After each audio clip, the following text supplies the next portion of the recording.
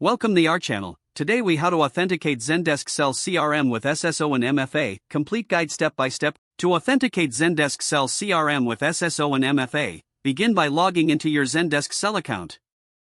Navigate to the admin settings located in the sidebar. In the admin settings, look for the Security tab. Click on the Security tab to access authentication options. Here, locate the Single Sign-On section. Enable single sign-on by toggling the switch to the on position.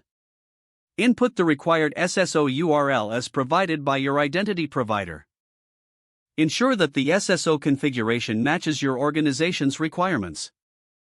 Next, scroll down to the multi-factor authentication section.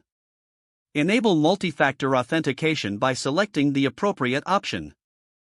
Choose the method for MFA, whether that be email, SMS, or an authentication app. Follow the prompts to configure your chosen MFA method. Once set up, ensure that your user accounts have MFA enabled. Communicate the new authentication process to your team for a smooth transition.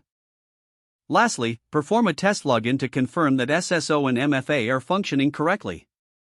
If you encounter any issues during the setup, consult Zendesk Sell support resources for assistance.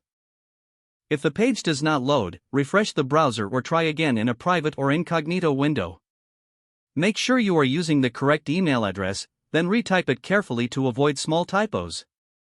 If your password is not accepted, use the reset option and create a new strong password you can remember. Check your spam folder for verification or security emails, then complete any requested confirmation steps.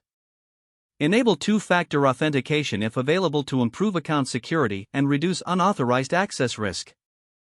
After signing in, review your profile details so your contact information and settings are accurate and current. If you see an error message, note it down and try again after restarting your device and internet connection.